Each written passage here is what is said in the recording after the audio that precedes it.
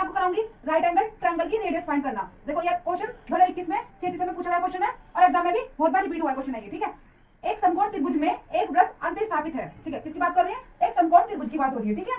समकोण बनाने वाली दो भुजाओं की लंबाई 15 सेंटीमीटर और 8 सेंटीमीटर है, ठीक है। 15 सेंटीमीटर और 8 सेंटीमीटर है। तो अंतःवृत्त की त्रिज्या ज्ञात कीजिए। क्या ज्ञात करिए? अंतःवृत्त की त्रिज्या। एक बार इंग्लिश में पढ़ लेते हैं। In a right angle triangle a circle is inscribed the length of two sides formed the right angle are 15 centimetre and 8 centimetre.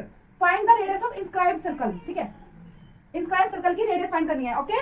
चलिए क्वेश्चन में चलते हैं फटाफट। देखो सबसे पहले देखते हैं इंस्क्राइब्ड यानी कि अंतःवृत्त की त्रिज्या की का फॉर्मूला क्या है।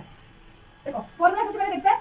Perpendicular plus base minus hypotenuse by 2, ठीक है। ये हमारा रेडियस का फॉर्मूला है, अंतःवृत्त की त्रिज्या का फॉर्मूला, इंस्क्राइब्ड सर्कल की रेडियस का फॉर्मूला है ये, ठीक है। ये क्या है? Formula perpendicular plus base minus hypotenuse upon में 2, ठीक है। अब देखो क्वेश्चन में आपको क्या क्या दे रखा है? दो भुजाएं दे रखी है, आपको दे रखी है दो भुजाएं। देखो एक क्या है 8 सेंटीमीटर और दूसरी है 15 सेंटीमीटर, ठीक है। हाइपोटेनिस निकालना है। आपको सबको पता है हाइपोटेनिस निकालने का फॉर्मूला क्या होगा। जब किसी राइट एंगल ट्रायंगल यानी कि समकोण त्रिभुज में दो भुजाएं दे रखी हो और तीसरी भुजा पूछी हो तो सब निकाल लेंगे, ठीक है। सब निकाल लेंगे, ठीक है। इसको निकालते हैं सबसे पहले। देखो हाइपोटेनिस फॉर्मूला क्या है? परपेंडिकुलर का स्क्वायर प्लस बेस का स्क्वायर, यानी कि पाइथागोरस प्रमेय यूज हुई। ये क्या हुई? पाइथागोरस प्रमेय। पाइथागोरस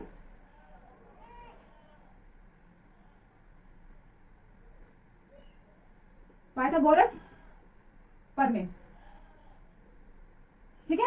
इसको क्या है? किसी भी दो भुजाओं का योग, किसी समकोण त्रिभुज की दो भुजाओं का योग तीसरी दो भुजाओं के स्क्वायर का योग तीसरी भुजा के स्क्वायर के योग के बराबर होता है, ठीक है। क्या बोला मैंने?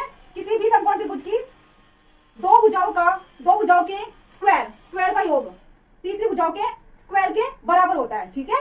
तो इसको जल्दी से सोल्व करते हैं। तो हमें क्या दे रखा है? पी हमें दे रखा है कितना? 8, तो 8 का स्क्वायर प्लस यानी कि बेस का स्क्वायर 15, ठीक है। 8 का स्क्वायर कितना होता है? 64 और 15 का कितना होता है? 15 का 225, ठीक है।